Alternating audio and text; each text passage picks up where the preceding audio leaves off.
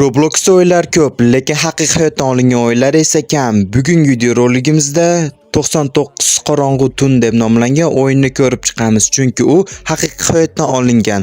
O'yinga kirib olganingizda ham u yozilgan. Bu o'yin haqiqiy hayotda ham bo'lgan bo'lishi mumkin deb yozib qo'yilgan.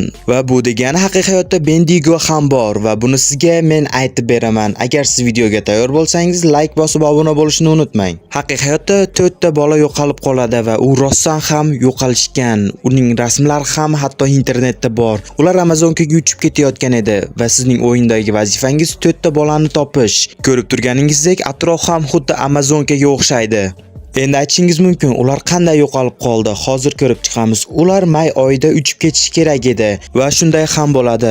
Ota-onasi chipta oladi va samolyotda Amazonkaga yo'l olishadi. Shundan so'ng 3 ta qarovchisi va 4 ta bolalari bor edi. Ular Amazonkada uchib ketayotgan edi. Ular yaxshi uchib ketayotgan edi, lekin samolyot yerga qulaydi va 2 ta qarovchisi yo'q va bitta qarovchisi qoladi. Keyin 4 ta yosh bola yo'qolib qoladi. Bu 4 yosh bolani esa onasi qarar edi. Bu yosh bolalarning yoshini ko'rishingiz mumkin. Ular yosh bo'lganligi uchun juda ham qo'rqishadi va ular 2 oy davomida Amazonkada qolib ketishadi. Ular yashash uchun oziq-ovqat qidirar edi va tirik qolish uchun hamma narsani qilar edi. Ular 2 oy davomida tirik qolishdi va hatto harbiylar ham bu yerga ularni qidirish uchun yetib keladi. Ular samolyot qulab tushgan joyga kelishadi va o'sha atroflarni qidirib topishadi, chunki ular shu yerdaligiga ishonar edi. O'yinni o'ynab ko'rganlar biladi, bu it yoki bo'rini yo'q qilganimizni bizga kalit beradi va biz bolani qutqarishimiz uchun bemalol eshikni ochib kirishimiz mumkin va bu nimani anglatadi? Haqiqiy hayotda esa o'z yordamchisi bo'lgan it harbiylarga kalit qayerdaligini ko'rsatmagan. U sezgan bo'lsa ham bolalarni himoya qilish uchun u shu ishni qilgan. Ya'ni u kalit shu yerdaligini sezgan va lekin harbiylarni birontasini ham bu yerga olib kelmagan. Lekin bir harbiy uning orqasidan borib bu kalitni ko'rgan. Shundan so'ng harbiylar itni boshqa ko'rishmaydi. Kalitni olgandan so'ng it yo'qolib qoladi. Robloxda ham bilishimiz mumkin, biz u bolalarni topayotganimizda har xil hayvonlar hujum qiladi.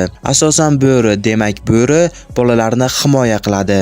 Endi esa keyingisiga o'tamiz. Jerfi Demir uchun yaratilgan o'yin nomi Jerfining kvartirasi deb nomlanadi. Bu odamni bilmasangiz, bu odam killer. Bu inson ochiqchasiga killerlik yo'lini tanlagan. 1978-1991-yillarda killerlikni davom ettirgan, lekin sud davomida u aybdor deb topilgan va bir o'yinchi bu killerni uyini ko'rsatish maqsadida bu insonning uyiga tashrif buyuradi va bu o'yinni yaratadi. Jeff qamalgandan so'ng uning oldiga bir odam boradi va uyingizni tekshirsam maylimi deydi. Jeff bunday gaplariga rozi bo'ladi va bu inson keyin hech qachon topilmaydi. Albatta uyga kirib chiqqandan so'ng. Uyning kalitini esa Jeff o'ylanmasdan qayerdaligini aytadi. Jeff mening uyim senga yoqadi deydi va o'sha odam uning uyiga kirganda bir odamning jasadini topadi va Jeff yana umrbod qamoq jazosiga mahkum bo'ladi. Jeffga bu nima kerak edi? U o'ltirgan odamni uyidan topdi va Jeffning esidan chiqib qolgan edi bu odamni yo'q qilish. Haladenikda esa boshqa bir uylarning ham kalitini topishadi va tumbuchkaning oldidan ham. Endi o'ylab ko'ring, u qancha odamlarning uyiga kirib, nechta odamni yo'q qilgan. O'yinga kirib men ham o'ynab ko'rdim. Qani va uning uyi oddiydek ko'rinadi. Bu paketlarning ichida nima bor? Balkim odam suyaklari. Lekin bu korobkada odam suyaklari bor ekan.